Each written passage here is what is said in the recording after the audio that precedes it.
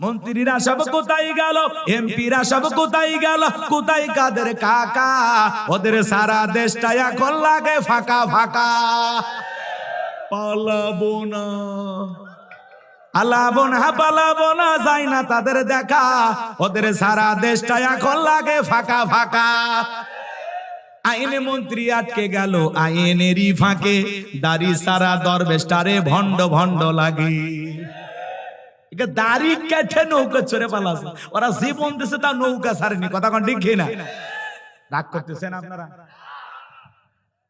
আইন মন্ত্রী আটকে গেল আইনেরই ফাঁকে, দাড়ি সারা দরবেশটারে ভণ্ড ভণ্ড লাগে। পলকের ঝলক গেল, পলকের ঝলক গেল তামিয়া নেটের চাকা। ওদের সারা দেশটা এখন লাগে ফাঁকা ফাঁকা। কোথায় গেল ব্যারিস্টার সমন আর শামীম ওসমান? কথায় কথায় বলতো না খেলা হবে, খেলা হবে। আজকে পুরো বাংলাদেশের মাঠ পড়ে আছে, ওই খেলোয়াড়রা নাই। যাই হোক বাজান, অনেকে রাগ করতেছেন মনে হয়, রাগ করতেছেন মনে হয়। আমার ভাইয়েরা, যে কথা বলতে চাচ্ছিলাম, বিগত 16 বছর তারা এই দেশে যত জুলুম করেছে, অত্যাচার করেছে, প্রত্যেকটা কথা আল্লাহর ফেরেশতারা লিখে রেখেছে। কিয়ামতের ময়দানে প্রত্যেকটা এমপি মন্ত্রীকে হিসাব দেওয়া লাগবে কার কাছে। তবে ফেরেশতারা কিন্তু নেতাদেরকে দেখে ভয় পায় না, কি কন? মনে করেন ইউনিয়নের চেয়ারম্যান সাহেব চাল দিতেছে মানুষকে, চালের কাঠে লেখা আছে জন প্রতি চাল পাবে মনে করেন 50 কেজি। কয় কেজি? এখন চেয়ারম্যান সাহেব দিতেছে 30 কেজি করে। কয় কেজি বলেন তো ভাই? ফেরেশতারা কি এই জায়গায় নাই? আপনাদের কি মনে হয় ইউনিয়ন পরিষদে যখন চাল বন্টন করা হয় ওই জায়গায় ফেরেশতারা থাকে? আছে, আছে। তাহলে জনগণ পাওয়ার কথা হক 50 কেজি, সেই জায়গায় যদি উনি 30 কেজি দেয় আর বাকি 20 কেজি মনে করে যে আমার ছেলে পেলে আছে, সাঙ্গ পাঙ্গ আছে, মোটরসাইকেল তেল কেনা লাগে, হ্যাঁ নেতা কর্মী অনেক কিছু লালন পালন করা লাগে, অতএব এই 20 কেজি আমার নিজের মনে করে খাইয়ে ফেলে দেয়। কি বলেন? ওরা তো আগেই কয়েকশো বস্তা বিক্রি করে, যদি 1200 বস্তা আছে 600 বস্তা আগেই বিক্রি করে। এ কথা কোনা কেন? আর বাকি 600 বস্তা দিয়ে ভিডিও ধারণ করে, তাও আবার 30 কেজি করে দেয় 50 কেজির জায়গায়। কথা কন? এগুলো নাটক ড্রামা কইরা জনগণকে বুঝায় আমি ভালো চেয়ারম্যান। জনগণ যদি বলে ভাই লেখা আছে 50 কেজি দিলেন 30 কেজি, ব্যাপার কি? কয় বেশি কথা কইস না, পুরোটাই রাখে দেব। কথা কন নাকি আপনারা? এরকম আছে না নাই? আমার ভাইয়েরা, চেয়ারম্যান সাহেব যদি জনগণের হক মানুষের কাছে পৌঁছায় দেয়, ওইটাও লেখা থাকবে কিয়ামতের ময়দানে চেয়ারম্যান পুরস্কার পাবে। আর যদি জনগণের হক মাইরা খায়, কিয়ামতের ময়দানে অনেক নেতা ঢেউটিন সহ পায়খানার সেলাপ সহ এই পৃথিবীর জমিনে যা অপকর্ম করেছে সব তার গলার মধ্যে ঝোলায়া দেওয়া হবে। মানুষ দেখে বুঝতে পারবে এই সেই নেতা দুনিয়াতে টিন মাইরা খাইছে। কথা কি বুঝতে পারছেন? আর তাদের পেছনে আপনি স্লোগান দেন, বল্টু ভাইয়ের চরিত্র ফুলের মতো পবিত্র, নামাজ পড়া 1 ওয়াক্ত, কাজা খায় 5 ওয়াক্ত, ঘুম চুরিতে পাকা ভক্ত, শয়তানের 1 নাম্বার ভক্ত, হুজুর যে যেন খুবই শক্ত, চুষে খায় গরিবের রক্ত। পোস্টারে লেখা আছে গরিবের বন্ধু, ভোট দিয়ে দেখেন গরিবের কয় নাম্বার শত্রু। কথা কন না কে? কথা কন না কে? তার মানে নেতা যা দুর্নীতি করতেছে ওইটাও আল্লাহর ফেরেশতা দেখতেছে, লিখতেছে। কথা বলেন? যারা এই দেশ থেকে দুর্নীতি করে 11 লক্ষ কোটি টাকা বিদেশে পাচার করেছে, সেই এমপি মন্ত্রীর কথা কি ফেরেশতারা লেখে নাই? আছে, এমপি মন্ত্রী আছে, সব পালে গেছে। দিল দিয়ে কথাগুলো বোঝার চেষ্টা করবেন। হুজুর যা করে লিখতেছে, মাদ্রাসার হুজুর যা করে লিখতেছে, নেতারা যা করতেছে লিখতেছে, খালি যুবকেরা যা করে ফেরেশতারা দেখেও না, লেখেও না। কি বলে? যুবকদের কাছে নাই ফেরেশতারা? ওদের কাছে আছে না নাই? এমনও যুবক আছে বাজান, পার্কে বান্ধবীরা হাত ধরে বসে আছে, ও মনে করে বাপ মা কেউ দেখে না। মনে রাখবেন, পৃথিবীর কেউ না দেখলে একজন দেখতেছেন, তিনি কে? আরো জোরে বলেন কে? অনেক যুবক বিয়ে করে, উত্তর পড়ালেখি মহারানা ধার্য করা হয়েছে 1 লাখ টাকা, 1000 টাকার নাকের ফুল, ছেলের নাম আবুল, বলেছে কবুল, জীবন পুরোটাই ভুল। 1000 টাকার নাকের ফুল দিয়ে 99,000 টাকা বাকি, যারা দেখবেন মহারানার টাকা বাকি রাখবে, ওরাই নাকে রুমাল দিয়ে বিয়ে করতে যাবে। কথা বলেন। আপনাদের এলাকার ছেলে পেলেরা ভালো, এরা স্ত্রীর মহারানা বুঝে দেয়। মা বোন যারা শুনতেছেন, মা শুনে নেন, জেনে না, মহারানা হলো আপনার পাওয়া, এটা হলো আপনার হক, এটা আপনার অধিকার। আর পুরুষের দায়িত্ব হলো নারীর মহারানা বুঝে দিয়ে তার অধিকার প্রতিষ্ঠিত করা। প্রত্যেকটা পুরুষের দায়িত্ব স্ত্রীর মহারানা বুঝিয়ে দেওয়া। কথা বলে না, ফাও ফাও একটা বউ পাওয়া যায় না। মা বোনেরা যারা শুনতেছেন, মা আপনার মহারানার পুরো টাকা না বুঝে পাওয়া পর্যন্ত আপনার শরীরে টাচ করতে দেবেন না।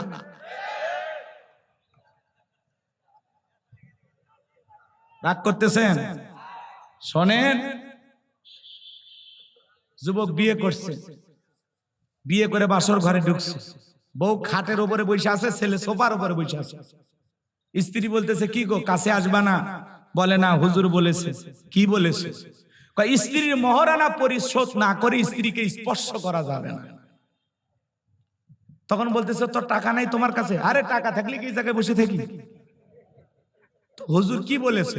বলে হুজুর বলছে বাঁচার একটা রাস্তা আছে, যদি স্ত্রী স্বইচ্ছায় মাফ করে দেয়। কথা কি বুঝতে পারছেন? স্ত্রী যদি স্বইচ্ছায় মাফ করে দেয়, মেয়ে চিন্তা করলো বাপ মা গরু ছাগল জবাই করিয়া 200-400 লোক খাওয়াইয়া, যারা এই যে বরযাত্রী সাইজে শ্বশুর বাড়ি, মানে ওই ছেলের বাড়ি, ছেলের শ্বশুর বাড়িতে খাইতে যায়, এই যে জোর করে যে বলে যে আমরা মন্ডল পরিবার, শেখ পরিবার, চৌধুরী পরিবার, আমরা বিবাহের বরযাত্রী 500 নিচে যাইতে পারি না, আমাদের অনেক বড় আত্মীয় স্বজন, বিশাল একটা ফ্যামিলি। কথা কয় না? এইরকম জোর কইরা কন্যা পক্ষের উপরে জুলুম করে খাওয়ার চাইতে ভিক্ষা করে খাওয়া ভালো। কে বলেছে আপনাকে? যে বিবাহেতে যত খরচ কম, সেই বিয়েতে তত বরকত বেশি। কথা কন নাকি আপনার? আর আপনি হলুদ উৎসব করে বিয়ে করতেছেন, নাচানাচি করিয়া, বক্স বাজাইয়া, এই হারাম গান বাজনার কারণে এই দেশের অধিকাংশ বিয়েগুলো তালাক হচ্ছে। কথা বলেন। বিয়ে হইতে দেরি, ডিভোর্স হইতে দেরি। কি রাগ করতেছেন আপনারা? কারণ কি, বিবাহ শাদীর মধ্যে হারাম ঢুকে গেছে, অমুসলিমদের সংস্কৃতি ঢুকে গেছে। কিসের গায়ে হলুদ পাইছেন কই? আপনি পাইছেন কোথায় বলেন? ছেলে মেয়ে সেজে গুজে অটো নিয়ে একেবারে হলুদ শাড়ি পরে ফল ফুল সাজাইয়া ছেলের বাড়ি যাচ্ছে। কি সুন্দর তরুণী গুলো সাজিয়ে গুজে একটা অপরিচিত ছেলের কাছে যায়া বলতেছে, দুলা ভাই আমি আপনার মামাতো শালি, আমার নাম বিথি। হ্যাঁ, এই কথা বলে আপেল তুলে দিয়ে 500 টাকা দুলে ভাইয়ের হাতে দিয়ে হালকা করে দুলে ভাইয়ের গালে হলুদ লাগায় দিল। কথা কর না কেন? বলেন, কোন হুজুর আজ পর্যন্ত বলেছে যে কন্যা পক্ষের মামাতো চাচাতো শালীরা আইসা ওই ছেলেকে হলুদ দিতে পারবে? জায়েজ একটা হুজুর বলছে? আপনি করেন কেন? আপনি কেন করেন? ভালো হয়ে যান, ভালো হয়ে যান। কিসের অভ্যাস? আপনি কি অমুসলিমদের মতো পাইছেন নাকি যেটা বাপ দাদার অভ্যাস? কিসের বাপ দাদার? কোরআন সুন্নাহ নাই, আপনি করবেন না। কোরআন সুন্নাহ আছে, আপনি করবেন। কথা বলেন, কিসের অভ্যাস? এরপরে যারা বিবাহের আয়োজন করেন 200-400 মানুষকে খাওয়ান, আমরা বলতে চাই কন্যা পক্ষের উপরে জুলুম করে খাবেন না। পারলে ছেলের বাবা কত বড় উলিমার অনুষ্ঠান করতে পারেন, 10টা গরু জবাই করে 5000 মানুষকে খাওয়ান, ইসলাম আপনাকে বাধা দেয়নি। ছেলের বাপ খাওয়াবে। কথা কন। যুবক, একটা বাবা কত কষ্ট করে মেয়েটাকে লালন পালন করে, তোমার মতো একটা অপরিচিত ছেলে তার হাতে কলিজাটা ছিঁড়ে তুলে দিচ্ছে যে বাবা এতদিন লালন পালন করছি, আগলায় রাখছিলাম, কোনদিন ধমকের সুরে আমার মেয়ের সাথে আমি কথা বলি নাই। আহারে, বিদায়ী বেলায় মা খাদে একদিকে, বাবা খাদে একদিকে। লোকজন বলে চলেন ছেলেটার হাতে আপনার মেয়েকে উঠায়া দেন। বাবা বলে আমি পারবো না। মাকে ডাক দেয়, মা রান্না করে, গুমরিয়ে গুমরিয়ে কান্না করে। লোকজন বলে চলেন জামাইয়ের কাছে, চলেন একটু বিদায় দেন। বলে না, আমি পারবো না। মা কাঁদে, বাবা কাঁদে, অচরিত চোখের পানি ছেড়ে দিয়া কান্না করে। লোকজন বলে আপনারা যদি বিদায় না দিতে চান, মানুষজন বলবে আপনাদের মনে হয় জামাই পছন্দ হয় নাই। বাধ্য হয়ে মা বাবা চলে যায়। নতুন তোমার মতো একটা যুবক চিনে না, জানে না, যেই মেয়েটাকে 16 বছর 18 বছর 20 বছর লালন পালন করলো, কত কষ্ট করে বাবা মা আগলায় রাখলো, তোমার মতো একটা অপরিচিত যুবকের হাতে সেই মেয়েটারে উঠায়া দিল। সেই মানুষের উপরে যারা জুলুম করে যৌতুক নাই, জুলুম করে বলে এটা দিতে হবে ওটা দিতে হবে, এরা মানুষের কাতারে পড়তে পারে না। যারা কন্যা পক্ষের কাছ থেকে জোর করে যৌতুক আদায় করে, যৌতুক নেওয়া জায়েজ না, হারাম। কাঁচা পায়খানা খাওয়া যেমন হারাম, কন্যা পক্ষের কাছ থেকে জোর করে যৌতুক দাবি করা তেমনি হারাম। এই বেটা, যৌতুক না খাও, এটা খাতো 2 কেজি।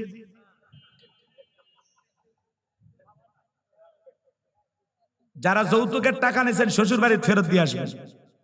স্ত্রীর মহারানা যারা বুঝে দিতে পারেন না, বিবির মহারানা পরিশোধ করবেন।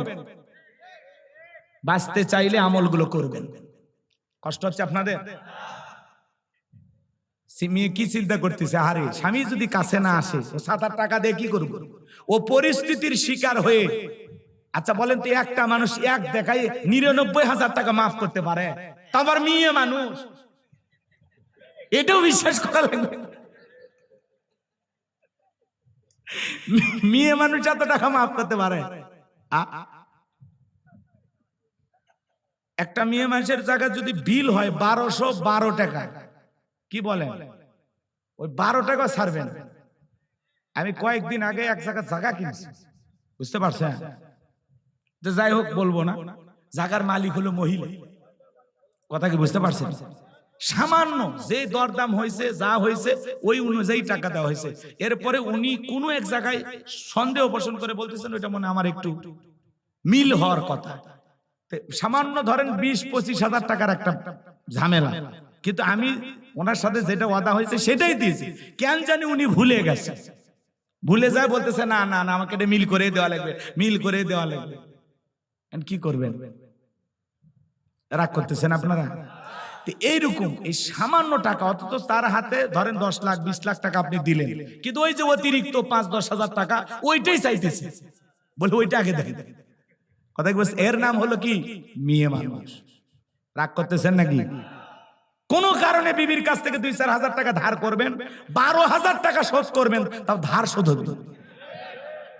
এরা হলো সেই জিনিস, ও টাকা নেবে, আপনার মনে রাখবেন, কই দিছো তুমি, দিলে আমার মনে থাকবে না।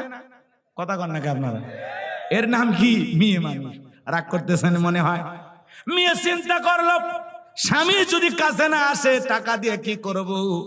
বাধ্য হয়ে পরিস্থিতির কারণে মেয়েটা মাফ করে দেয়, আসলে মন থেকে মাফ করে দেয় না। যারা বাসর করে এই কায়দায় বউকে ফাঁসাইয়া মাপ নিয়েছেন, আজকে গোলাম রব্বানির অশ্বনে বাড়িতে জিজ্ঞাসা করবেন, ও জুলেখা, বাসরাতে যে মাফ করে দিয়েছো, সত্যি মাফ করে দিয়েছো কিনা, আমাকে বলা যাবে কিনা? ও বলবে কিসের মাপ?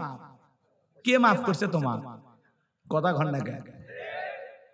রাগ করবেন না আমার ভাইরা, আমি গুনাহগার যে কথা বলতে চাচ্ছিলাম, এ যুবকের দল, যুবক যা করে লিপিবদ্ধ করা হয়, বৃদ্ধরা যা করে লিপিবদ্ধ করা হয়, ইমাম যা করে লিপিবদ্ধ করা হয়।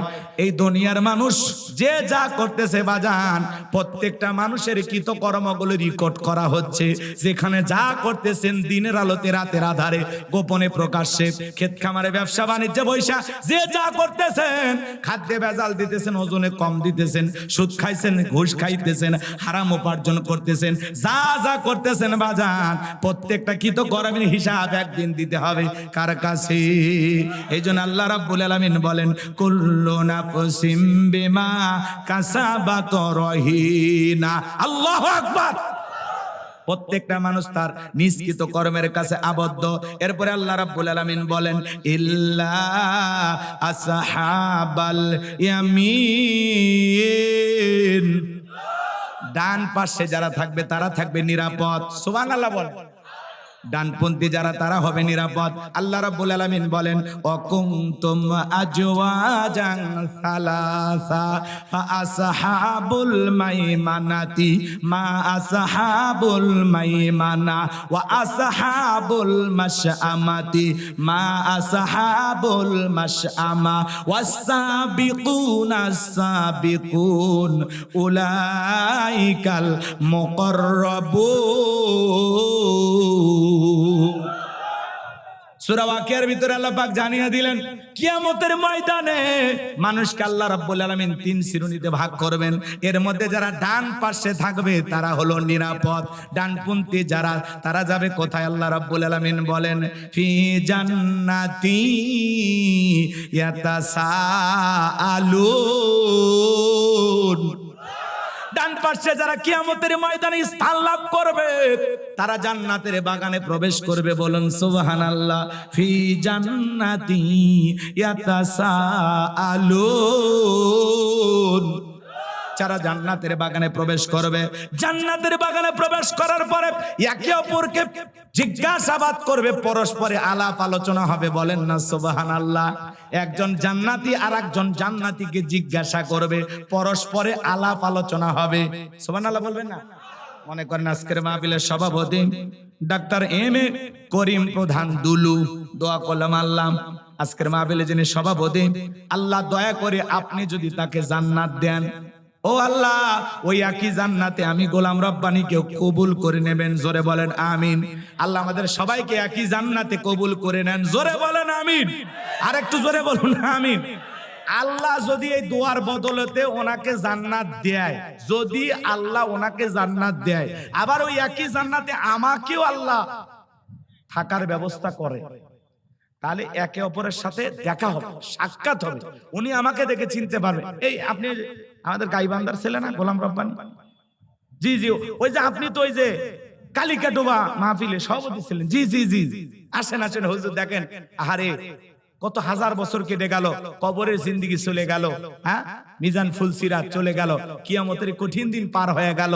হিসাবের ফয়সালায় আল্লাহ তাআলার দয়ায় আপনিও জান্নাতে এসেছেন, আমিও জান্নাতে এসেছি। তখন তারা কি করবে? জান্নাতের বাগানের সুন্দর চেয়ারে বসে একে অপরের সাথে গল্পে লিপ্ত হবে। বলুন সুবহানাল্লাহ। আড্ডা দেবে, আড্ডা। সুবহানাল্লাহ বলেন। ফি জান্নাতি ইয়াতাসাআলুন। তারা জান্নাতের বাগানে প্রবেশ করবে, একে অপরের সাথে জিজ্ঞাসাবাদ করবে, আলাপচারিতা করবে। বলুন না সুবহানাল্লাহ। কষ্ট হচ্ছে? অনেকে বলতেন হুজুর দোয়া করলে জান্নাত ততই সহজ। আল্লাহর নবী মুসা আলাইহিস সালামের নাম আপনারা শুনেছেন। নবী মুসা আল্লাহকে ডেকে বলেন আল্লাহ আপনি কি আমাকে জান্নাত দেবেন? আল্লাহ ডেকে বলে পয়গম্বর এটা কেমন কথা? অবশ্যই তোমাকে জান্নাত দেব। তুমি নবী মানুষ, কেন জান্নাত দেব না? অবশ্যই জান্নাত দেব। পয়গম্বর ডেকে বলে আল্লাহ জান্নাত দিবেন, আমার জানতে বড় মনে চায়। জান্নাতে আমার প্রতিবেশী কে হবে? আমার আল্লাহ ডেকে বলে পয়গম্বর জান্নাতে তোমার প্রতিবেশী যে হবে, তোমার পাশের ফ্ল্যাটে যে থাকবে, সে হলো দুনিয়াতে একজন কসাই।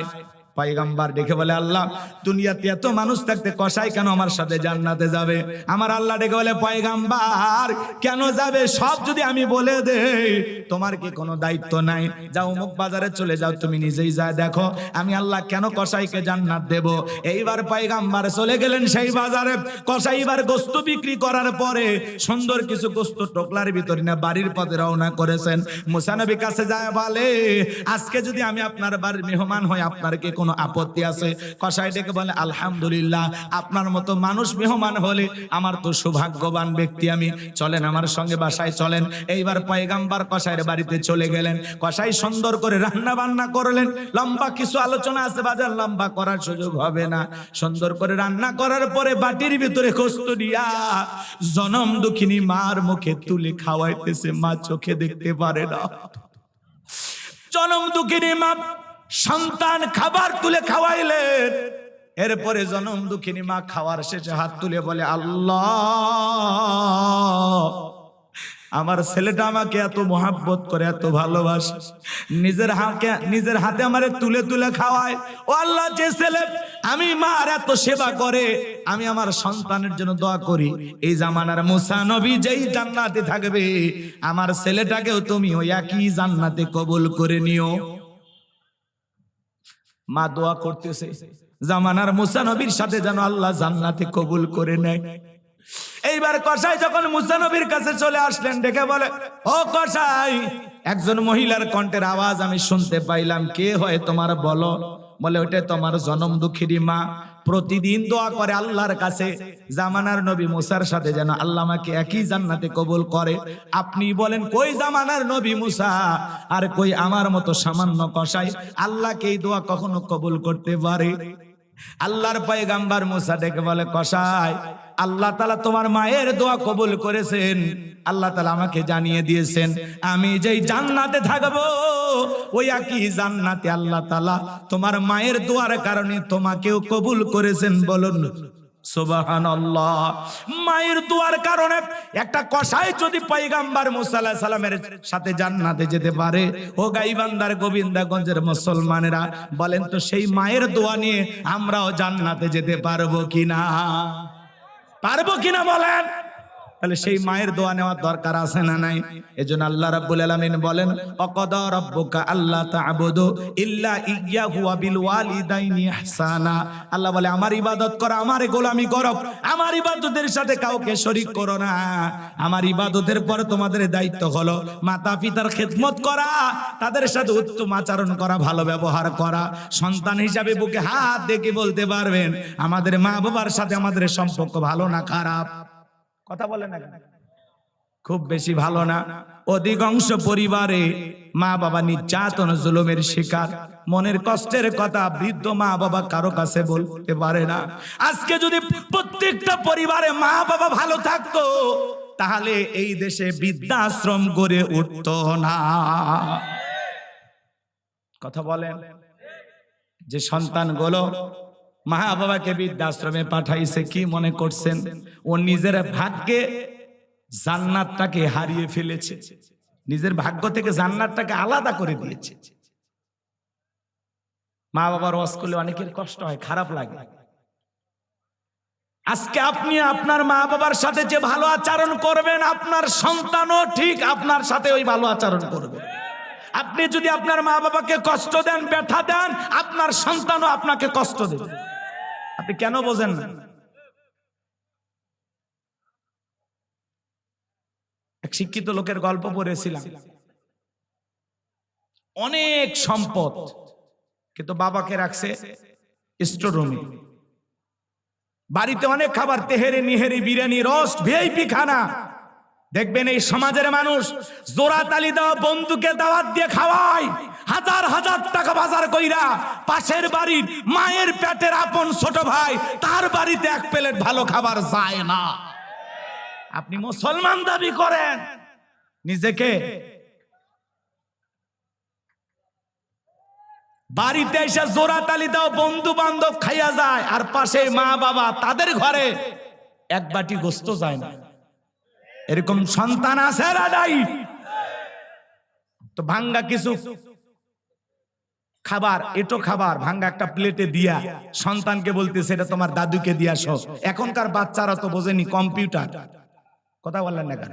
এখনকার বাচ্চারা চালাক কম না বেশি বলেন ভাই? প্রচন্ড চালাক। ছেলেটা ডেকে বলে, আব্বা আমরা তো এত ভালো খাবার খাইলাম, দাদুর জন্য এটো খাবার, প্লেটটাও ভাঙ্গা, কারণটা কি?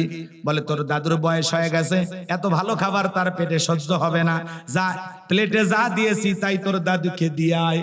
ছোট্ট ছেলেটা ডেকে বলে, আব্বু দাদুর মতো একদিন আপনারও বয়স হবে, আমি প্লেটটা যত্ন করে রেখে দিব, যখন দাদুর মতো আপনার বয়স হবে এই একই প্লেটে করে আমিও আপনাকে খাইতে দেব।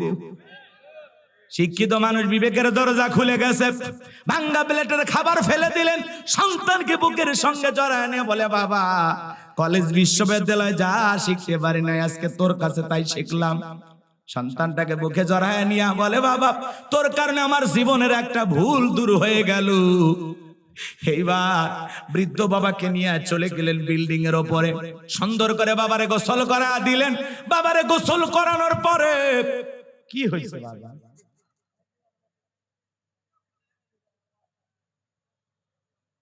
এই জন্য ডাকছেন এতগুলো হাদিয়া দিয়ে, এই জন্য হ্যাঁ মিলাদ কিয়ামের কথা বলার জন্য?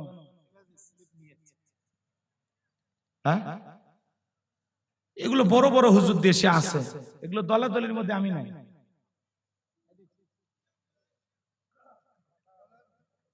আমার বদনাম আছে, এই হুজুর গান গায়, হাসায়, কমেডি করে, কিন্তু উল্টা পাল্টা ফতুয়া দেয়।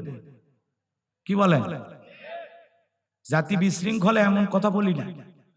গাইবান্ধার মানুষ এমনি, রংপুরের মানুষ ভাওয়াইয়া পল্লী গীতি পর অভ্যাস আছে আমাদের, গাইতে কি হচ্ছে। কিন্তু এত সুন্দর একটা আলোচনা হচ্ছে মায়ের, তার মধ্যে চাচার বুড়ো আঙ্গুল ঢুকে দেওয়া ঠিক হলো? ওদের মোশনটাই নষ্ট হয়ে গেল। আপনি নিজেও তো বুঝতেছেন, সভাপতি হলে দায়িত্ব থাকা লাগে, যত স্লিপ আসবে পকেটে জমা রাখবেন। আপনি তো বাঘের বাচ্চা আজকের মাহফিলে, আপনি বুঝিচ্ছেন না, নিজের ওয়াইফ নিজে হারান কেন? আপনি যা করবেন, যা রায় দিবেন তাই হবে। কি বলেন? 50টা স্লিপ আসলে পকেটে রাখবেন, একটা বক্তাক দেবেন না। এখানে প্রশ্নের উত্তর দেওয়ার জন্য আসি নাই তো, কথা বলেন, আর সেই বয়ান করার জন্য। আপনি মিলাদ কি এমনি আমাকে জিজ্ঞাসা করে লাভ আছে? বড় বড় হুজুর আছে, ওনাদেরকে নিয়ে আসবেন, বাহাস করে দেখেন না হুজুরেরা, হ্যাঁ ওনাদেরকে নিয়ে আসবেন, আমাদের মতো হুজুর দিয়ে হবে না। কষ্ট পাচ্ছেন, কি বলছিলাম ভুলে গেছি। এইবার সুন্দর করে বাবাকে গোসল করা দিলেন, সুন্দর জামা পরা দিলেন। স্ত্রী এই দৃশ্য দেখার পরে বোঝেনি তো পরের বেটি, শ্বশুর ভালো থাক, শাশুড়ি ভালো থাক, এটা চায় না। কথা বলে না কেন? প্রত্যেকটা ছেলের বউ যদি শাশুড়িকে নিজের মায়ের মতো মনে করত, আর এই ডিজিটাল ডাইনি শাশুড়ি গুলো যদি ছেলের বউদেরকে নিজের মেয়ের মতো মনে করত, সংসারে বউ শাশুড়ির যুদ্ধ থাকতো না। শাশুড়ি নিজের মেয়ে ভালো থাকলে ভালো প্রশংসা করে, আর ছেলের বউটা ভালো থাকলে ভালো দেখতে পারে না। আছে না? নাই? কয় আমার জামাই এতই ভালো, আমার মেয়ে যা বলে তাই শোনে। আর ছেলেটা বিয়ে করার পরে বইয়ের কথা শুনে চললে তখন বলে এমন একটা ছেলের বউ পাইছি, আসার সাথে সাথে ছেলের তাবিজ করছে। কথা কন না কেন? এই হলো মা জাতির চরিত্র। লম্বা হবে বাজান, লম্বা করবো না। স্ত্রী ডেকে বলে কি ব্যাপার? এই বৃদ্ধ মানুষটাকে আবারও বিল্ডিং এর উপরে তুলে আদর যত্ন করা শুরু করলেন। ব্যাপারটা কি? বলে শোন, আজ থেকে আমরা যা খাবো বাবা তাই খাবে, আমরা যা পরবো বাবা তাই পরবে, আমরা এই রুমে ঘুমাবো, পাশের রুমে বাবা ঘুমাবে, আজ থেকে আর বাবাকে কষ্ট দেওয়া যাবে না। যদি আমার বাপের সাথে করিস বাড়াবাড়ি, 1 2 3 পাঠায়া দিব তোরে বাপের বাড়ি। বউ যদি খালি মাঝে মাঝে একটু ধমক দেওয়া যায়, পুরুষ আপনি মারার দরকার নাই, শাসন করবেন। গোমা সাপের মতো খালি ফসফস করবেন, মারবেন না। কথা কন না কেন? মারার দরকার নেই, এমন রাগ দেখাবেন, বুঝতে পারছেন? জান বোঝে যে আজকে কিছু একটা হয়ে যাবে, কিন্তু মারার দরকার নেই। বউ যারা মারে এরা ছোট লোক, এরা কি? কথা কয় না। একজন বউরে পিটাইতেছে, এমন পিটাইতেছে, কয় যতক্ষণ না বাপ ডাকছিস ততক্ষণ ছাড়বো না। এরকম বোকা শোকা আছে না? মানুষজন বলে বউরে এত পিটাস কেন? কয় পিটাবো না। এই বেহা নারীর বাবা 1.5 লাখ টাকা দেওয়ার কথা, মাত্র 50,000 টাকা দিছে। আমি শ্বশুর বাড়ির থেকে এখনো 1 লাখ টাকা পাই, ও মনে হাল খাতার টাকা পাই। এরকম লুবি আছে না? না। আল্লাহ ওদের হেদায়েত দান করুন। এটা জোরে বলেন আমিন। এজন্য ভাইয়ের আমার, স্ত্রীর কথায় কখনো মা বাবাকে অবহেলা করা যাবে না। স্ত্রীর কথায় কখনো আপন ভাই বোনকে অবহেলা করা যাবে না। হাদিস শরীফের ভিতরে আসছে, যারা রক্তের আত্মীয় স্বজনের জন্য খরচ করে, রক্তের আত্মীয় স্বজনের জন্য সুসম্পর্ক বজায় রাখে। ভালো করে বুঝবেন, যারা রক্তের আত্মীয় স্বজনের জন্য টাকা পয়সা খরচ করে, এদের সম্পদকে আল্লাহ তাআলা বৃদ্ধি করবেন, এদের হায়াতকে আল্লাহ বৃদ্ধি করবেন। বলেন সুবহানাল্লাহ। কোন স্ত্রী যদি খরচে বাধা দেয়, তার মানে ওই বোকা স্ত্রী জানে না। ওই মা বোনদেরকে আমি বলতেছি, মা আপনি যদি আপনার স্বামীর কল্যাণ চান, আপনার স্বামী ধনী হোক, টাকাওয়ালা হোক, তাহলে তাকে স্বাধীনভাবে তার মা বাবা ভাই বোনের জন্য খরচ করতে দিতে হবে। কথা কয় না? আপনার স্ত্রী যতই চালাক হোক, স্ত্রীর কথা শুনবেন না। মেয়ে মানুষ এমন এক আজব প্রাণী, বাপ রে বাপ। নারী জাতি বুঝতে পারলেই নিয়ামত, না বুঝতে পারলেই কিয়ামত। কথা বলে ঠিক কিনা? বুঝতে পারলেই খুবই ভালো, না বুঝতে পারলেই সুন্দর আলোকিত ঘরটা অন্ধকারে পরিণত হয়ে যাবে। কথা বলে ঠিক কিনা? এই জন্য মা জাতিকে বুঝতে হবে, ওদেরকে বেশি শাসন করতে যাবেন না। বাঁকা হারের তৈরি, সোজা করতে গেলে আরো বাঁকা হবে। কথা কয় না? কথা কয় না? রাগ করতেছেন মনে হয় আপনারা? করতেই পারেন বাজান, গভীর রাত হয়েছে, আমি আর আপনাদেরকে কষ্ট দিতে চাই না। এ তরুণ যুবকেরা, তোমাদের পায়ে হাত দিয়ে অনুরোধ করে বলে যায়, মা বাবার সাথে কখনো খারাপ ব্যবহার করবা না, মা বাবার সাথে কখনো কষ্ট দিবা না। তোমার আচরণে তোমার মা বাবা কষ্ট পায়, আ শব্দ করে, এমন ঘটনা কখনো ঘটানো যাবে না। পিতা মাতার চেহারার দিকে তাকাইলে সওয়াব পাওয়া যায়। কোন সন্তান যদি তার মা বাবার চেহারার দিকে তাকায়, আল্লাহ রাব্বুল আলামিন আমল নামায় উমরা হজের সব লিখে দেয়। বলুন সুবহানাল্লাহ। হজের সব খালি মা বাবার চেহারার দিকে তাকায়। আর আমরা কি করি? চেহারার দিকে তাকাইলে রাগ করে, বুড়া বুড়ি মনে করে, আর শ্বশুর শাশুড়ি পাইয়া পাগল হয়ে যায়। শাশুড়ির দরজায় হুন্ড একটা দিছে পালসার, বোঝেন নাই? শাশুড়ির দরজায় ব্রেক করে ডাক দেয় আম্মা। শাশুড়িকে ছোটবেলায় মাদ্রাসায় পড়েছিল, গুন্না মুখস্থ করছে। শ্বশুরের দেখা হলে আব্বা কেমন আছেন, আব্বা কি খেয়েছেন। শ্বশুর কয় মারাত্মক এক জামাই পেয়েছি। কে কয় ছোটবেলায় মাদ্রাসায় পড়েছে, কলকলার সব হরফ মুখস্থ। শ্বশুরক ডাকে আব্বা আম্মা, মা বাবা হয়ে যায় বুড়া বুড়ি। তোর কপালত লাত্তিয়ার গুড়ি, মরার পরে ফেরেশতারা বাইরে ফুটে করবে ভুরি, জাহান্নামে হবে তোর বসত বাড়ি। নবীর এক সাহাবী মারে কাঁদি করে নিয়ে খানায় কাবা তওয়াফ করতেছে। আল্লাহ রাসূল খুশি হয়ে গেলেন, জিজ্ঞাসা করলেন সাহাবী কাঁদে কে?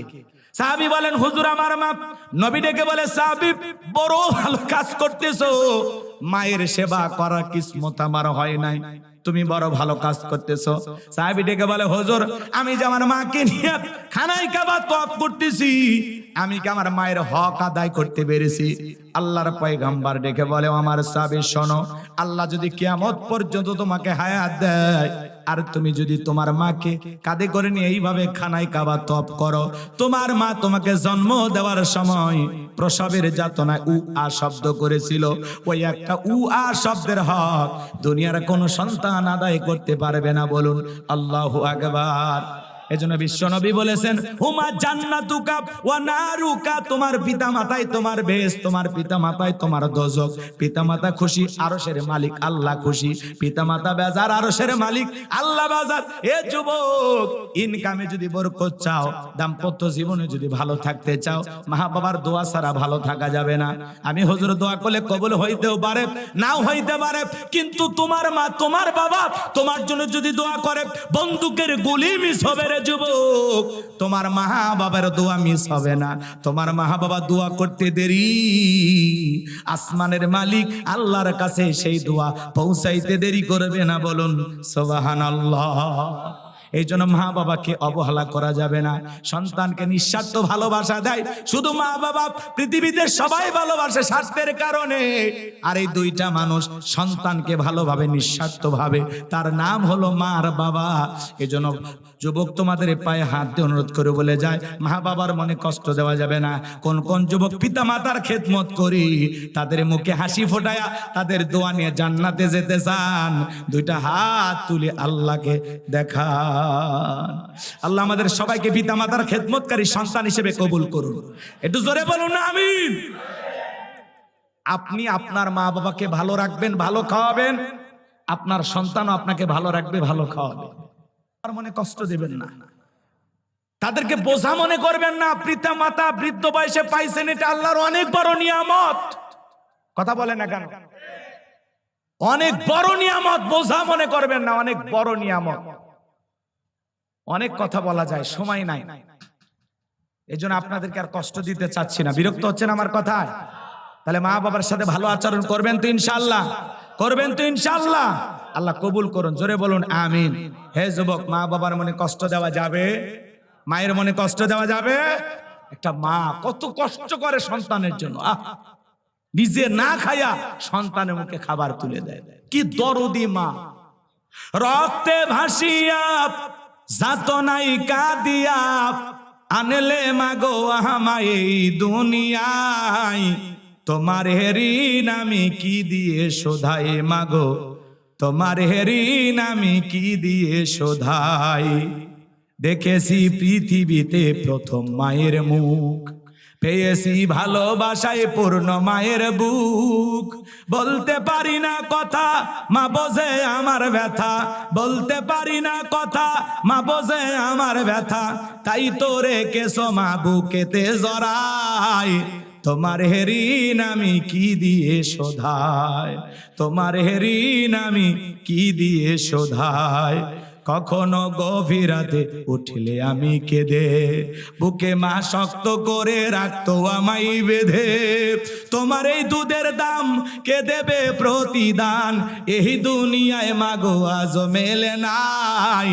তোমার ঋণ আমি কি দিয়ে শোধাই মাগো, তোমার ঋণ আমি কি দিয়ে শোধাই। জোরে কন মারহাবা। আমার ভাইয়েরা, পিতামাতার খেদমত করবেন, মা বাবার দোয়া নেবেন। মায়ের দোয়ার কারণে একটা কসাই যদি নবী মুসার সাথে জান্নাতে যেতে পারে, সেই মা বাবার দোয়া নিয়ে আমরাও জান্নাতে যেতে চাই। পিতামাতার মন সব সময় খুশি রাখবো ইনশাআল্লাহ। আরেকটু জোরে বলেন ইনশাআল্লাহ। এরপরে আল্লাহ রাব্বুল আলামিন সুন্দর করে জানিয়ে দিলেন তারা জান্নাতের বাগানে থাকবে। ফি জান্নাতি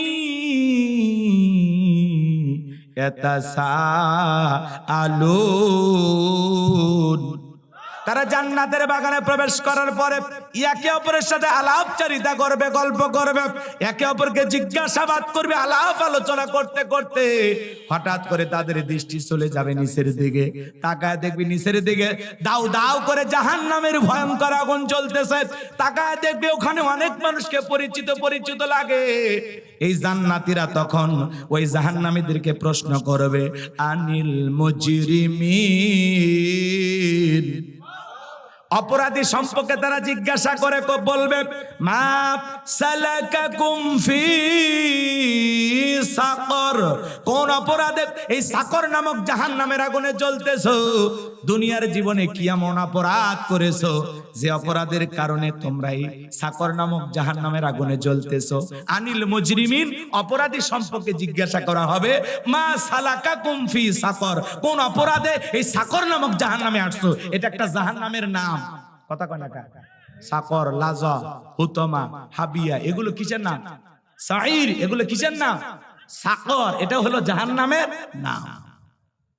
এইবার যারা সাকর নামক জাহান্নামের আগুনে জ্বলবে, এই মানুষগুলো জান্নাতি যেই মানুষেরা তাকে জিজ্ঞাসা করবে, কোন অপরাধে এই সাকর নামের জাহান্নামের আগুনে জ্বলতেছো? কি এমন অপরাধ করেছো দুনিয়ার জীবনে চেনা চেনা লাগে? মনে হয় পাশের গ্রামে বাড়ি ছিল, তোমাকে দেখে চেনা চেনা লাগে। কেন তোমরা জাহান্নামের আগুনে জ্বলতেছো? ওই জাহান্নামের আগুনে যারা জ্বলবে ওদের মধ্য থেকে এক দল উত্তর করে বলবে, এই জাহান্নামে আসার পিছনে আমাদের 4টি অপরাধ। জোরে বলেন কয়টি? 4টি অপরাধের কারণে আজকে আমরা সাকর নামক জাহান্নামের আগুনে জ্বলতেছি। আমাদের 1 নাম্বার অপরাধ, ক্বালু লাম নাকু মিনাল মুসাল্লিন। আমাদের 1 নাম্বার অপরাধ, আমরা দুনিয়াতে মুসল্লি ছিলাম না, নামাজ আদায় করতাম না, সালাত আদায় করতাম না। ক্বালু লাম নাকু মিনাল মুসাল্লিন। আমরা দুনিয়াতে মুসল্লি ছিলাম না, সালাত আদায় করতাম না, নামাজ পড়তাম না। শুধু মসজিদ সুন্দর বানাইলে হবে না, ওই মসজিদে যারা সালাত আদায় করবে তাদের দিলটাও সুন্দর হওয়ার দরকার আছে না নাই? মসজিদ বড় করলেই হবে না, নামাজির দরকার আছে না নাই? মসজিদের উন্নয়ন কল্পে কালেকশন করা হলো, বলেন বাজান, মসজিদের উন্নতি কল্পে টাকা কালেকশন করা হলো, ওই মসজিদে নামাজ আদায় করবে মুসল্লি ইমানদারও কালেকশন করার দরকার আছে না নাই? কোনদিন শুনছিলেন মসজিদের মাইকে ডাকা হচ্ছে, সামনের কাতার পূরণ করতে আরো 3 জন লাগবে, চলে আসেন তাড়াতাড়ি। দ্বিতীয় কাতার পূরণ করতে আরো 2 জন লাগবে, চলে আসেন তাড়াতাড়ি। পাওয়া যায় না। কিন্তু আমরা কালেকশনের জন্য কত কষ্ট করে বলি, কে দিবেন 5,000 10,000। শুধু মসজিদের টাইলস বানাইলে হবে না বাজান, মসজিদের চাকচিক্য সৌন্দর্য দিয়া কাজ হবে না।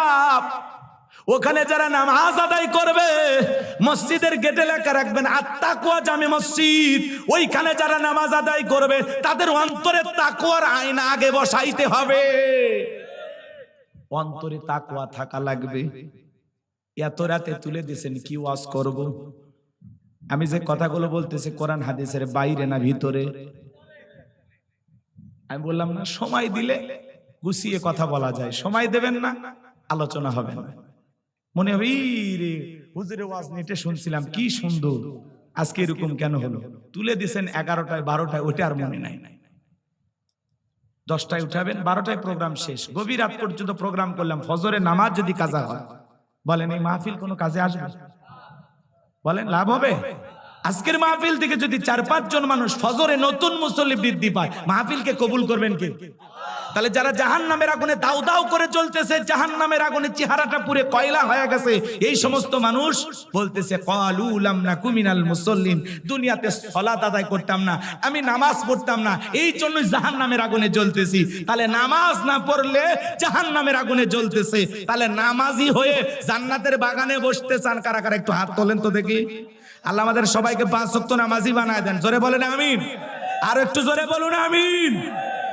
হাত নামান। এ যুবক, অনেক মুরব্বী নামাজে যাওয়ার সময় তোমাকে আহ্বান করে, ডাক দেয়, এ যুবক খেলাধুলা বন্ধ করো, মসজিদে যাও। যুবক তুমি ধমক দে, বলে ও চাচা আপনি জান তো, মিশাই ডাক দেয়। এরপরে বন্ধু বান্ধবকে বলে মুরব্বী কেমন দিলাম, তুমি মুরব্বী দাওনি, নিজেরটা নিজে কি দিছো? এ কথা কয় না? মসজিদে আজান হয় আর আপনি ঘাড় বেঁকা করিয়া মসজিদের ধার দিয়ে হেঁটে যান। এমনও লোক আছে মসজিদের সাথেই বাড়ি, কপাল পরা মসজিদে আসেন। এক কথা কন নাকি আপনারা? এরকম লোক নাই? মসজিদের সভাপতি, সেক্রেটারি, ক্যাশিয়ার হয়ে বসে আছে, মসজিদ কমিটির 21 জন বা 20 জন সদস্য, ওরাই ঠিক মতো নামাজ পড়ে না, এরা বলে মসজিদের কমিটির লোক। রাগ করছেন? একজন বেনামাজিকে মসজিদ কমিটির ভিতরে রাখবেন না, ও যত টাকার মালিক হোক। আর টাকা দেখে আপনি কি করবেন? আমরা বেড়াওয়ালা, টিনওয়ালা, ভাঙ্গা মসজিদে নামাজ পড়বো, কিন্তু কোন সুদখোর, ঘুষখোর, হারাম করে টাকা দিয়ে মসজিদ বানাবো না। কথা কন, কথা কন। ওয়াজ ঠিক আছে? আমল করবেন তো ইনশাআল্লাহ। বিরক্ত হবেন না বাজান। তাহলে আজান দেওয়ার পরে ওই যে জান্নাতীরা বলবে কি ব্যাপার, কেন জাহান্নামে আসছো? তখন বলবে ভাই আজান দেওয়ার পরে আপনি মসজিদে গেছেন আর আমি আপনার চোখের সামনে ঘাড় বেঁকা করে জমিতে গেছি, যে মনে করছি আজকে যদি জমিতে পানি না নেই ধান লাগাইতে পারবো না, আজকে আমার জমিতে আলু লাগাইতে হবে। নানান দুনিয়ার হাট বাজারে ব্যস্ত ছিলাম, পাশাপাশি দোকানদারি করেছিলাম। ভাই আজান দিলে আপনি দোকানদারি বন্ধ করে মসজিদে গেছেন আর আমি মনে করেছি এই সুযোগে 2টা কাস্টমার বেশি আসবে, এই লোভে পইরা দোকান খুলে বসেছিলাম। আখেরাতের দোকানদারি করি নাই। কথা বলেন। আমার কি যে ভালো লাগে যখন কোন মার্কেট দিয়ে যায় আর ওখানে লেখা আছে কিছু সময়ের জন্য নামাজের বিরতি, লেখা আছে নামাজ চলাকালীন আমাদের দোকান বন্ধ থাকবে। এই সাইনবোর্ড গুলো দেখে এত ভালো লাগে, কারণ এই দেশে তো আর ইসলাম কায়েম করতে পারিনি আমরা। সৌদি আরবে আজান হয়েছে, কোটি কোটি টাকার দোকানে মাল সম্পদ ফেলায় নামাজে যাচ্ছে, কেউ টাচ করবে না। কথা বলেন ঠিক কিনা? আর বাংলাদেশে সিসি ক্যামেরা লাগানো আছে, এরপরে কোটি কোটি টাকার দোকানপাট লুট হয়ে যায়, স্বর্ণের দোকান চুরি হয়ে যায়, এমনকি সিসি ক্যামেরাও চুরি হয়। এজন্য বাজান গো আমার, সমাজে ইসলাম কায়েম না করা পর্যন্ত সমাজকে সুন্দর করা যাবে না। কথা বলেন, কথা বলেন। সমাজের সব মানুষকে পরিবর্তন করতে হলে লাগবে কার বিধান? আল্লাহর বিধান। কথা বলেন ঠিক কিনা? কষ্ট হয়েছে আপনাদের? 4টি অপরাধ যদি আমি গুছিয়ে আরো বলতে চাই অনেক সময় লাগবে, সংক্ষিপ্ত বলে দিয়ে যাই, আমি আর কষ্ট দিতে চাই না। তাহলে 1 নাম্বার অপরাধ, তালা দুনিয়াতে মুসল্লি ছিল না, নামাজ আদায় করতো না। যুবক নামাজ পড়ো, এই যৌবন বয়সে আল্লাহর ইবাদত করে কাটায় দাও। এই যৌবন কালে রুকু সিজদা আল্লাহর দরবারে কবুল হবে। এই যৌবন কালের ইবাদতের একটা আলাদা মজা আছে, আলাদা একটা স্বাদ আছে। কথা বলে, যেটা বৃদ্ধকালে পাইবা না। বৃদ্ধকালে অস্বস্তি, লম্বা সময় রুকু থাকলে থাকা যায় না, তো শরীর ক্লান্ত, মনে হয় ওপর হয়ে পড়ে যাব। সিজদায় বৃদ্ধকালে বেশি সময় থাকা যায় না, মনে হয় এই বুঝি দম আটকে মারা যাব, কারণ আমার হাঁপানি, তাই না? কিন্তু যুবক বয়সে এগুলো সমস্যা নাই, রক্ত গরম আছে। এই টক বগে এই যৌবন কালের এই সুন্দর সময়টা রুকু সিজদা করে, নামাজ আদায় করে, আল্লাহর গোলামি করে কাটাবো তো ইনশাআল্লাহ। যুবক তোমরা পরিবর্তন হয়ে যাও, আল্লাহ হেদায়েত দান করে। ওরা বলে আমাদের 2 নাম্বার অপরাধ, ওয়ালাম নাকুনু তুইমুল মিসকিন।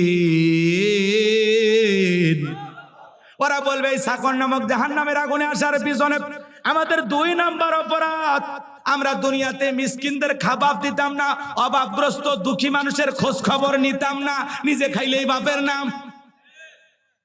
আমরা গরিব দুঃখীদের সাহায্য সহযোগিতা করতাম না, মিসকিনদের পাশে দাঁড়াইতাম না, তাদেরকে সাহায্য করতাম না। তাহলে বলেন তো বাজান, যারা গরিব দুঃখী মিসকিন অসহায় দরিদ্র এই সমস্ত মানুষদেরকে সাহায্য সহযোগিতা করে না, তারা কোথায় যাবে?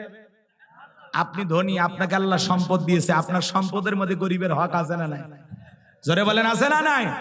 আমার নবী বসে আছেন, একজন ভিক্ষুক এসে বলে, নবী আমার একটা জুব্বা দিয়া দেন, আমার একটা জুব্বা লাগবে, আমার পরনে কোনো জুব্বা নাই। বিশ্ব নবী নিজের পরনের জুব্বা খুলে ওই ভিক্ষুককে দিয়ে দিলেন। বলেন আল্লাহু আকবার। আল্লাহ আসমান থেকে বলে, জিবরাইল যা জান্নাতি যুবক নিয়ে যা, জান্নাতি জুব্বা নিয়ে যায় আমার বন্ধুকে পরায়া দে, আর জানায়া দে আমার বন্ধু যদি অতিরিক্ত থাকে সেখান থেকে দেবে, নিজের শরীরেরটা খুলে দেওয়ার দরকার নাই। আল্লাহু আকবার বলেন। জিবরাইল এসে জুব্বা দিলেন আর বললেন, নবী আপনার দুই সাইডে বেশি থাকলে সেখান থেকে দিবেন, নিজের শরীরেরটাই খুলে দিলেন। কেমন নবী পাইছি, সুবহানাল্লাহ বলেন। আল্লাহ বলেছেন, ওয়া আম্মা সাইলা ফালা তানহার, তোমার বাড়ির দরজায় কোনো সায়েল দরিদ্র গেলে খালি হাতে ফিরাও না, কিছু না কিছু দিয়ে বিদায় করো। কথা বলেন। আর আমরা চালাকি করি, ফকির মিসকিন দেখলে ঠাট্টা বিদ্রুপ করি। কথা বলে না কেন? হাসি তামাশা করি যে হুজুর এলে ব্যবসা, ফকির এগের এলে ব্যবসা, ব্যবসা হোক যা হয় হোক, আপনার টেনশন কেন? মাঝে মাঝে অবশ্য দেখা যায় ভালো পাও নিয়ে ল্যাংরা লুলে সাজা ভিক্ষা করতেছে, অনেক মানুষ পিটে টিটে তারা দৌড় মেরে পালাতেও দেখছি আমরা, এলে ভিডিও সমাজে ভাইরাল হয়, তাই না? কিন্তু একটা মানুষ অসহায় হয় তো, এটা তো আর বিজনেস না। বলেন ভিক্ষা বৃত্তি সবাই করতে পারে? ভিক্ষা করে এটা কি সবাই পারে? মানুষের কাছে হাত পাতার স্বভাব কি সবার হয়? অনেকে বলে না খেয়ে মরে যাবো ভাই, কারো কাছে হাত পাতবো। তো যাই হোক, এই সমাজে আমরা অনেক সময় দেখি অন্ধ সাজার অভিনয় করে, ল্যাংরা লুলা সাজার অভিনয় করে, আবার পিটুনি দিলে দৌড়ে পার হয়ে যায়। কথা বলেন। এই জন্য মানুষের অনেক সময় আস্থা বিশ্বাসটা হারিয়ে যায় যে হুজুর এটা আসল ফকির না নকল ফকির, সত্যি কি অভাবের ভিক্ষুক না স্বভাবের ভিক্ষুক বোঝা যায় না। কথা বলেন ভাই। আমাদের সমাজে এরকম আছে, ভালো জিনিস আমরা কখনো আল্লাহর রাস্তায় দেই না। মসজিদ মাদ্রাসা থেকে ধান কালেকশন করতে আসছে, সবচাইতে আকির মিশানো ধানগুলো আমরা দিয়ে দিই। কথা কন না, সিটা পাতান মিশানো আছে ওগুলো দিয়ে দিই, ভালোগুলো দিতে চাই। মসজিদেও দেখবেন দান বক্সে দেখবেন সেরা টাকা পাওয়া। আচ্ছা, আল্লাহর পবিত্র ঘরে আপনি দান করছেন সেরা টাকা, সেরা টাকা।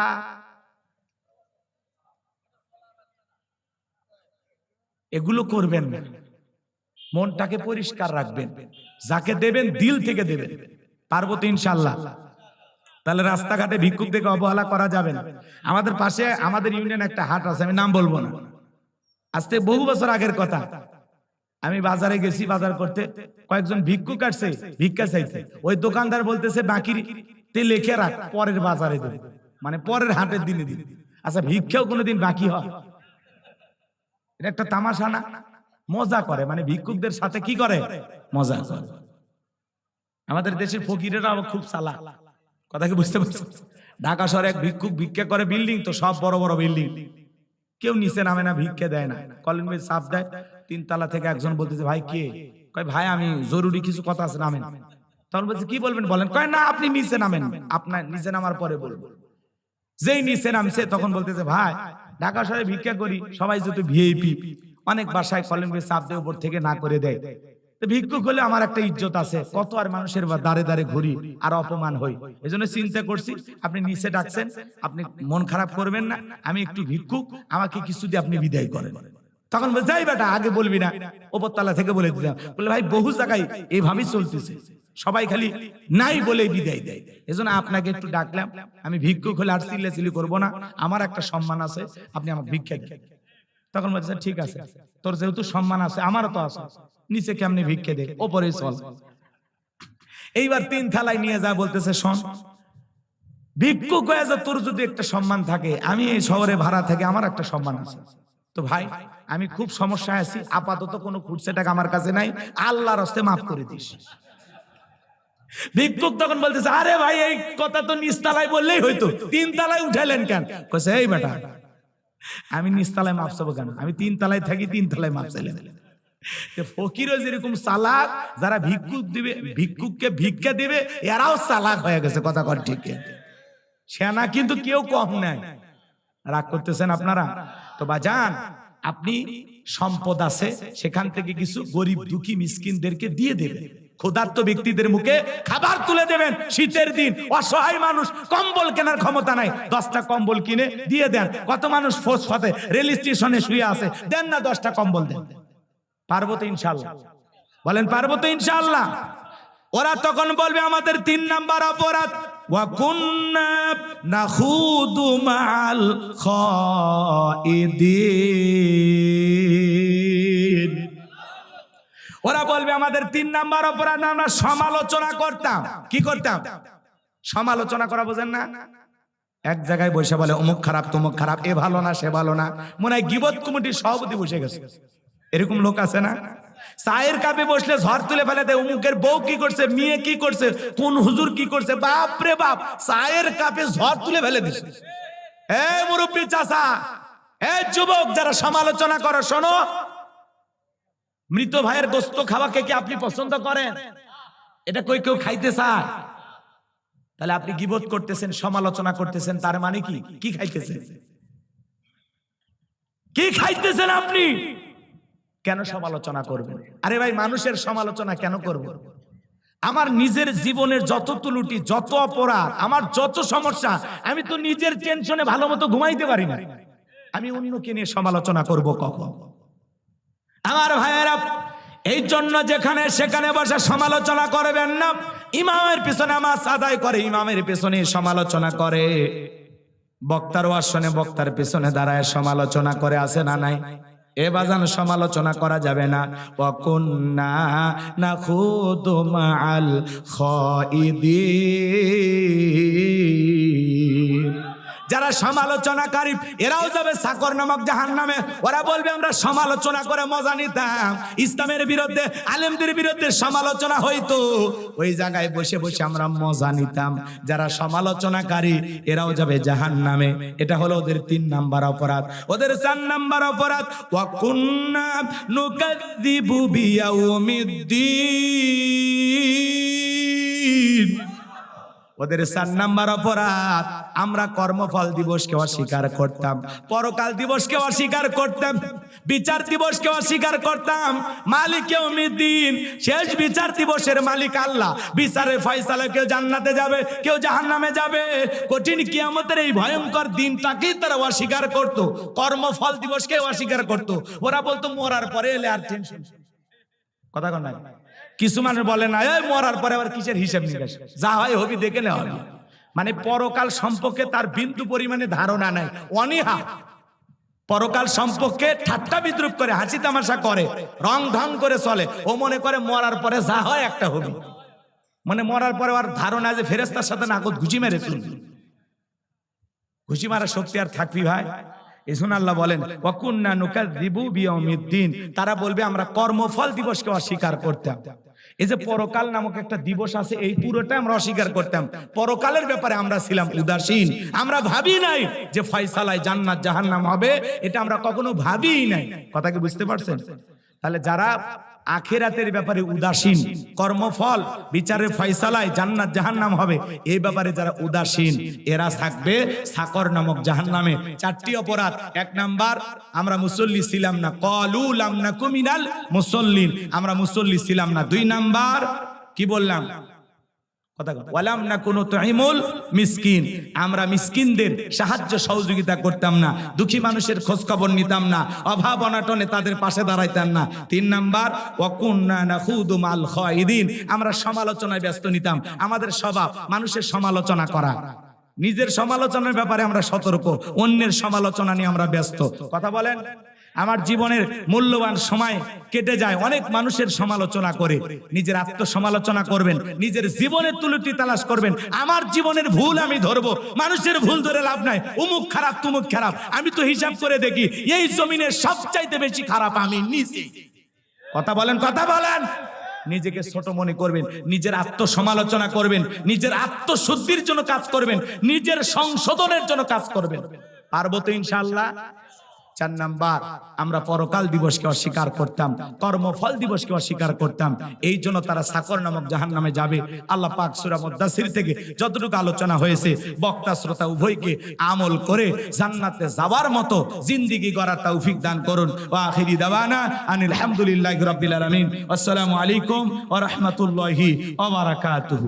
আর কষ্ট দেব না, সকলে দরুদ ইব্রাহিম পড়ুন। আল্লাহুম্মা সাল্লি আলা মুহাম্মাদ ওয়া আলা মুহাম্মাদ كما صليت على إبراهيم وعلى آل إبراهيم إنك حميد مجيد اللهم بارك على محمد وعلى آل محمد كما باركت على إبراهيم وعلى آل إبراهيم إنك حميد مجيد بس بس بس আসসালামু আলাইকুম ওয়া রাহমাতুল্লাহি ওয়া বারাকাতুহু। শুনেন, আপনারা ধৈর্য ধরে এতক্ষণ আমাদের বিজ্ঞ আলেমের কাছ থেকে অনেক কথা শুনলেন। অন্তত পক্ষে শেষে মোনাজাতটা করে দেন, বাপ মায়ের জন্য, সবার জন্য কিছু কথা বলেছেন। কথাগুলির মধ্যে 1 নাম্বার যে কথাটা বলেছেন যে আপনাকে সালাত আদায় করতে হবে, নামাজ পড়তে হবে, বাধ্যতামূলক নামাজ পড়তে হবে, এর থেকে কোনো পরিত্রাণ নাই। 2 নাম্বার বলেছেন বাপ মায়ের সেবা করার জন্য। 3 নাম্বার বলেছেন আপনার ভাই বোন আত্মীয় স্বজন পাড়াপড়শি সবার সাথে ভালো সম্পর্ক। এলাকারই সন্তান, সারা দেশে কথা বলি, ছোট্ট মানুষ, আপনারা ভালোবেসে দাওয়াত দিয়ে এনেছেন। আমি আপনাদের জন্য অন্তর থেকে দোয়া করব। আমি সারা দেশে যত জায়গায় যাই, হ্যাঁ জি, আমি সবার জন্যই দোয়া করি সব সময়। আমি নিজের এলাকার মানুষকে কতটা ভালোবাসি এটা একমাত্র আল্লাহ জানে। আমি এই বছর হজে গেছি, বেশ কয়েকবার আমি আমার এলাকার মানুষকে কথা স্মরণ করে অনেকবার আমি দোয়া করেছি, অনেকবার, যে আল্লাহ আমার এলাকার মানুষকে ভালো রাখো, আমার গোবিন্দাগঞ্জের মানুষকে ভালো রাখো, গাইবান্ধার মানুষকে ভালো রাখো। এইভাবে পুরো দেশের জন্যই আমি দোয়া করেছি, নিজের এলাকার মানুষের জন্য প্রাণ ভরে আল্লাহর কাছে দোয়া করেছি। এজন্য আপনাদের দোয়া চাই। সারা দেশে কথা বলি, আল্লাহ যেন শারীরিক মানসিক সুস্থতা দান করেন, মৃত্যু পর্যন্ত কোরআনের হক কথাগুলো এই জমিনে বলার তৌফিক দান করেন। আর এ দেশে ইসলাম কায়েম করার জন্য আল্লাহ যেন আমাদের জান মাল সবকে কবুল করেন। আমরা যেন ইসলামের জন্য জীবন দিতে প্রস্তুত থাকি ইনশাআল্লাহ। চর্মচোখে আমরা একটা বার দেখতে চাই ইসলাম দিয়া সমাজটা কিভাবে চলে, একটা বার দেখার স্বপ্ন। আল্লাহ এই জমিনকে ইসলামের জন্য কবুল করো। আল্লাহর দিন যেন আমরা এই জমিনে প্রতিষ্ঠিত করতে পারি, আল্লাহ যেন তৌফিক দান করে। এটা জোরে বলেন আমিন। 54 বছর অনেক কিছু আমরা দেখেছি, একটা বার আমরা আল্লাহর আইন এই জমিনে প্রতিষ্ঠিত করতে চাই ইনশাআল্লাহ। কষ্ট পাচ্ছেন, কষ্ট পাচ্ছেন? এই সমাজে অনেক সমস্যা বাজান, কথা বলতে গেলেও সমস্যা, শুনাইতে গেলেও সমস্যা। আপনারা যে লালন শাহর মাজার শুনছেন না, এখানে কিন্তু দেখবেন যত মানুষ যাইতেছে গাঁজা খাইতেছে, মহিলারা পর্যন্ত গাঁজা খাইছে। এক মহিলা যা বলতেছে আমি 3 কলকি গাঁজা খাইছি, কিন্তু আমার ভিতরে আরো আগ্রহ জাগতেছে, আরো 2-1 কলকি গাঁজা খাবো। সুবহানাল্লাহ বলবেন না নাউজুবিল্লাহ? আবার এক বৃদ্ধকে সাংবাদিক প্রশ্ন করতেছে যে গাঁজা খাইতেছেন, আল্লাহর ভয় না আপনার? বলতেছে আমি আরো উল্টো আল্লাহকে প্রশ্ন করতেছি গাঁজাতে সে কেন নিশা দিল। একটু জোরে বলবেন না নাউজুবিল্লাহ? এই যারা এই ভণ্ড পীরের দরবারে থাকে, লালন শাহ যারা ফকির ভেষ ধারণ করে থাকে, ও বলতেছে আল্লাহ গাঁজাতে কেন নিশা দিল। আর এক পাগল বলতেছে মদ রোপণ করা হয় না, হিরোইন রোপণ করা হয় না, মানে ফেন্সিডিল রোপণ করা হয় না, কিন্তু গাঁজাকে রোপণ করা হয়। গাঁজার গাছ আল্লাহ দিয়েছে, তার মানে গাছ যেহেতু দিয়েছে খাওয়া জায়েজ আছে। নাউজুবিল্লাহ বলবেন না? এগুলো কথা বলে সেই লালন শাহর মাজারে কুষ্টিয়াতে গাঁজার রমরমা ব্যবসা চলতেছে। এই আমাদের চোখের সামনে হারাম কাজগুলো হচ্ছে, গুনাহের কাজগুলো হচ্ছে।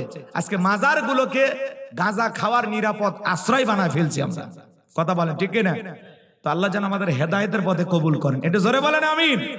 গাঁজার কলকিতে এমন টান মারে, এমন ধোঁয়া ছাড়ে, বাইরে প্রশাসন দাঁড়ায় থেকে মনে করছে যে মনে হয় এই জায়গায় ওরসের রান্না চলছে। এত ভণ্ডামি চলতেছে, নারী পুরুষ একত্রে হয় ডুগি তবলা বাজায় লাফালাফি করে জিকির করতেছে। আর একবার যদি জিকিরের তালে বিদ্যুৎ চলে যায়, দেখবেন বিদ্যুৎ আসার পরে কারো অন্য ঠিক নাই, কে কি করতেছে ঠিক নাই। আল্লাহ হেদায়েত দান করুক। আমাদের গাইবান্ধাতে অবশ্য এগুলো নাই, আমি বলতে পারি, কারণ গাইবান্ধার মানুষ আল্লাহওয়ালা, এরা এগুলো পছন্দ করে না। এই জন্য খবরদার এই জিকিরের নামে রং তামাশা কেউ করবেন না। আল্লাহ যেন আমাদের হেদায়েতের পথে কবুল করেন। ওয়া আখিরি দাওয়ানা আনিল হামদুলিল্লাহি রাব্বিল আলামিন। আল্লাহুম্মা আমিন। রব্বানা যালামনা আনফুসানা ওয়া ইল্লাম তাগফির লানা ওয়া তারহামনা লানাকুনান্না মিনাল খাসিরিন। রব্বানা লা তুজিগ কুলুবানা বা'দা ইয হাদাইতানা ওয়া হাব লানা মিন লাদুনকা রাহমা ইন্নাকা আনতাল ওয়াহ্হাব।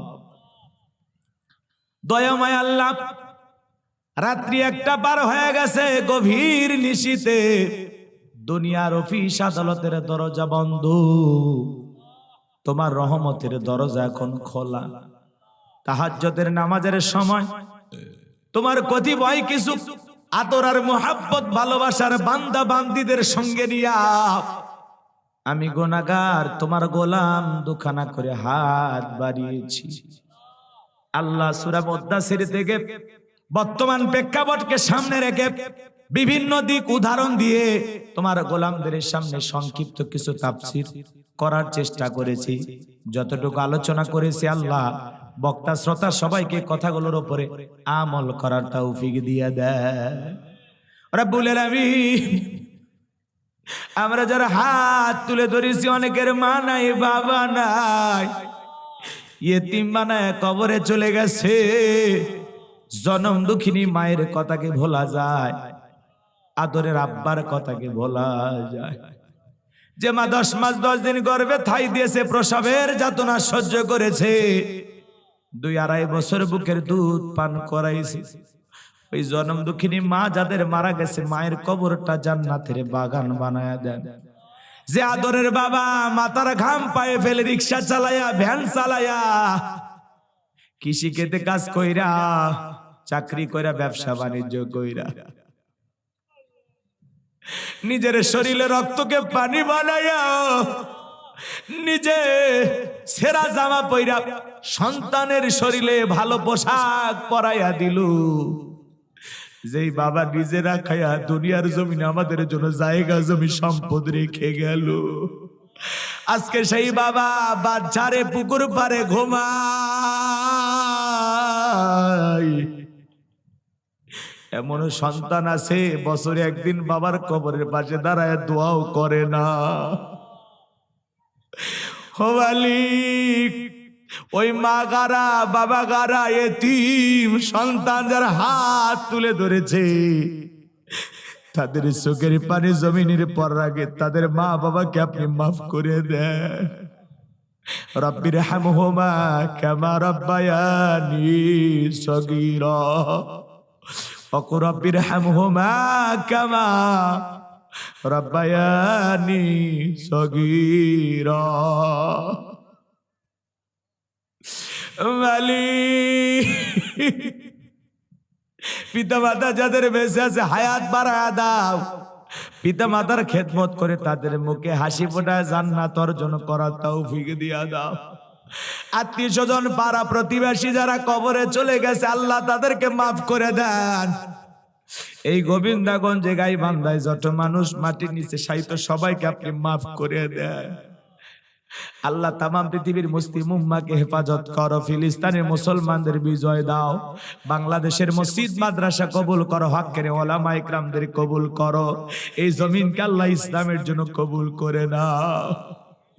আল্লাহ দুনিয়ার ধোকায় পড়ে, নফসের ধোকায় পড়ে, দিনের আলোতে রাতের আধারে কত গোপন গুনাহ করলাম, কত মিথ্যা কথা বললাম, নামাজ কাজা করলাম। আমাদের গুনাহের দিকে যদি তাকাও, জাহান্নাম ছাড়া কোনো উপায় হবে না। তুমি রহমান, তুমি রহিম, ওয়া আনতা আরহামুর রাহিমিন। তোমার দয়ার বিশাল সাগরের দিকে তাকায় আমাদের তামাম জিন্দেগির গুনাহগুলো মাফ করে দাও, আমাদের জীবনের অপরাধগুলো ক্ষমা করে দাও। ও মালিক, ফকির একটা দরজায় ভিক্ষা না পাইলে আর একটা দরজায় যায়, তুমি যদি ফিরায় দাও আমরা কার কাছে যাব? দুনিয়াতে মা মারলে বাবার কাছে যাওয়া যায়, বাবা মারলে মার কাছে যাওয়া যায়, তুমি যদি ফিরাইয়া দাও আমাদের যাওয়ার মতো আর দরদের কোনো জায়গা নাই। তুমি ফিরাইয়া দিলেও আমরা তোমার দরজায়, তুমি দোয়া কবুল করলেও আমরা তোমার দরজায়, কবুল না করলেও আমরা তোমার দরজায়। তোমার দরজা ছাড়া আমাদের যাওয়ার আর কোনো জায়গা নাই। আল্লাহ আমাদের সকলের তামাম জিন্দেগির গুনাহগুলো মাফ করে দাও। ওই কঠিন ভয়ঙ্কর জাহান্নামের আগুন থেকে আমাদের মুক্তি দাও। রব্বানা আসরিফান্না আযাবা জাহান্নাম ইন্না আযাবাহা কানা গরামা। রব্বানা আতিনা ফিদ দুনিয়া হাসানাতাও ওয়া ফিল আখিরাতি হাসানাতাও ওয়া কিনা আযাবান নার। আল্লাহ, যে ভাইরা কষ্ট করে মোনাজাত পর্যন্ত বসে থাকে, আল্লাহ কি বলে বিদায় দেব আমি জানি না। আল্লাহ, যারা কোরআনের মহাব্বতে আমাকে ভালোবাসেন, আল্লাহ আল্লাহ তোমার কুদরতি কদমে ভিক্ষা চায়, এই মানুষগুলোকে জান্নাতি মানুষ হিসেবে আপনি কবুল করুন। জান্নাতে যাওয়ার মতো নেক আমল না করা পর্যন্ত আমাদের মৃত্যু দিও না। আল্লাহ আল্লাহ তোমার গোলামদেরকে তোমার নিজ কুদরতে তোমার রহমতের চাদরে আবৃত করে তাদের বাড়িতে পৌঁছায়া দিও। আল্লাহ, জীবনে কোনোদিন আমার গাইবান্ধার গোবিন্দগঞ্জের মানুষের সাথে আর যদি দেখা না হয়, এই মুখগুলোই জান্নাতের সিঁড়িতে পরিচয় করায় দিও। আল্লাহ, এই মানুষগুলোকে জান্নাতের সিঁড়িতে পরিচয় করায় দিও।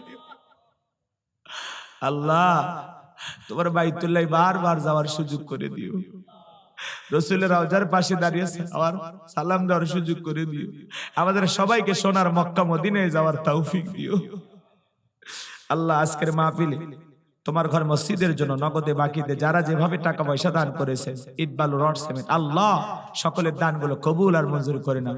এ দানের উসিলা করে কোটি কোটি টাকার মালিক বানায় দাও আল্লাহ তাআলা। আমার আতিক ভাগিনাকে কবুল করো, আব্দুর রহিম ভাইকে কবুল করো, তার পেরেশানি দূর করে দাও। আল্লাহ, আমার শাহাদত ভাইকে কবুল করে নাও। আমার কলিজার টুকরা সন্তান আবু বকরকে কবুল করো। আল্লাহ, আমার সন্তানদেরকে দ্বীনের জন্য কবুল করো। আল্লাহ আল্লাহ আমার মাদ্রাসাকে কবুল করে নাও। আল্লাহ, মসজিদ কবরস্থান বানানোর যে স্বপ্নগুলো দেখেছি আল্লাহ জীবনে পূরণ করা তৌফিক দিও। আল্লাহ, চলার পথকে নিরাপদ বানায় দিও।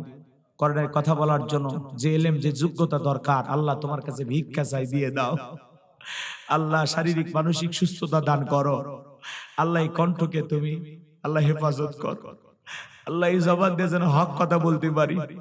আল্লাহ, মৃত্যু পর্যন্ত তোমার পথে মানুষকে আহ্বান করতে পারি, সেই তৌফিক আমাকে দান করো।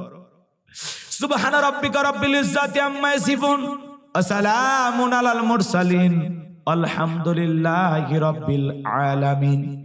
মালাকুল মউত যখন সামনে দাঁড়িয়ে যাবে, মৃত্যুর সময় দয়ার নবীর চাঁদ মুখখানা দেখতে দেখতে আমাদের জবানে কালিমা জারি করে দিও। আমার মা বোনেরা কষ্ট করে পর্দার আড়াল থেকে আলোচনা শুনেছে, আল্লাহ আমার মা বোনদের পর্দা করার তৌফিক দাও, নামাজি বানায়া দাও। দাম্পত্য জীবনকে হযরত আলী আর ফাতেমার মতো ভালোবাসাতে ভরপুর করে দাও। আল্লাহ, গুনাহ থেকে, পরকীয়ার আসক্তি থেকে নারী পুরুষ সবাইকে তুমি হেফাজত করো। আল্লাহ, সমস্ত গুনাহ থেকে আমাদের বেঁচে থাকার তৌফিক দাও। শিরিক মুক্ত আমল ঈমান আমাদেরকে দান করো। আল্লাহ, 5 ওয়াক্ত সালাত মসজিদে জামাতের সহিত আদায় করার তৌফিক দিয়ে দাও। এই মসজিদের যত কাজ বাকি আছে তোমার গায়বী খাজানা দ্বারা ব্যবস্থা করে দাও। আল্লাহ, মসজিদ কমিটিকে আল্লাহ তুমি কবুল করে নাও। মসজিদের মুসল্লি ভাইদের কবুল করো, যারা দান করেছে দানকারীদের কবুল করে নাও। মৃত্যুর সময় দয়ার নবীর চাঁদ মুখখানা দেখতে দেখতে জবানে জারি করে দিও, লা ইলাহা ইল্লাল্লাহু মুহাম্মাদুর রাসূলুল্লাহ সাল্লাল্লাহু আলাইহি সাল্লাম। আসসালামু আলাইকুম ওয়া রাহমাতুল্লাহি ওয়া বারাকাতুহু।